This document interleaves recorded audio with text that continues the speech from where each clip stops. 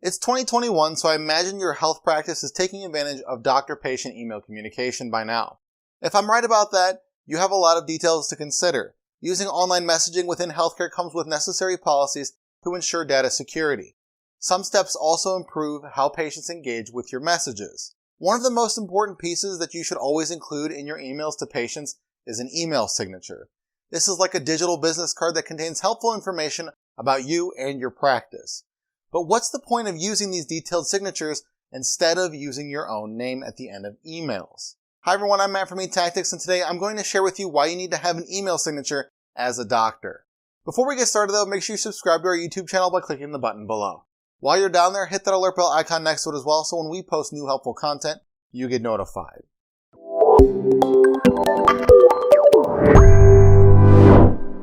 The first reason is pretty simple. It introduces you to your patients. I know what you're thinking though. Why should I introduce myself at the end of an email when my patients will already know who I am as soon as I send it? Well, these aren't meant to be formal introductions. They're just meant to remind the client of who you are, what your position is, and maybe even the department you work within. You can also include a headshot within your signature so that they can put a face to your name, but at the very least, you should use your company branding in the signature.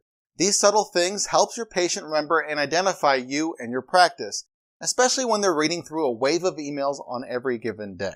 Email signatures also make it easy to contact you.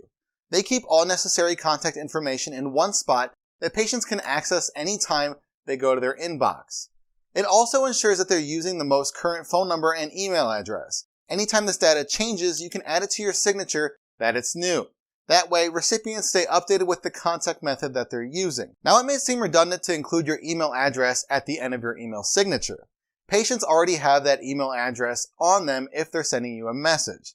But most messaging systems only show the display name, not the address itself. Plus, this gives your patients a way to double check that the message isn't a phishing attempt because they can confirm the email address and make sure that it matches the one with your signature. Including where your patients can find you is another helpful part of email signatures. First, it helps them locate the physical address of your office. An estimated 68% of smartphone users use a navigation app to find their destination. But sometimes these list the wrong addresses for a business. So including an address in an email signature gives patients a way to confirm they have the right location in their GPS before they start driving. That way they don't need to worry about showing up late or if they get lost or led to the wrong place. You can also include your website so they can find your online location. Using a dynamic link to this is even easier so they don't need to type it into the search bar. Social media icons can also direct recipients to your online presence. This is just another way for people to find what's new within your practice and get quick, useful updates about it. Speaking of which, your website and social media pages aren't the only links to add to your signature. If you have any events or useful sources, you can include these too with a call to action button. Using these buttons instead of a text link can increase click-through rates by 28%. This drives traffic to your website and increases patient engagement. Finally, email signatures are useful for safety purposes as well. When I say safety, I'm referring to both physical safety and cybersecurity safety. It seems self-explanatory that patients should seek immediate attention when they're having a health crisis, but some of them might not want to admit it when they need help. Or they could be waiting for your response, letting them know what to do.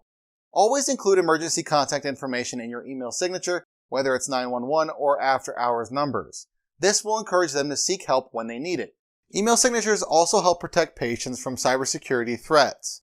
By including a HIPAA email disclaimer, you remind recipients about the sensitivity of their data. This makes them think twice before sending or downloading any private information. An email signature may not seem necessary, especially if the recipient is already your patient, but this little addition to your message provides critical information. It's an easy place to keep all of the most necessary details that people need about your practice. If you'd like to learn more about email signatures for your health practice, reach out to eTactics. And you already made this far into the video, so you might as well like it, share it, and comment below. Well, what are you waiting for? Subscribe to our YouTube channel.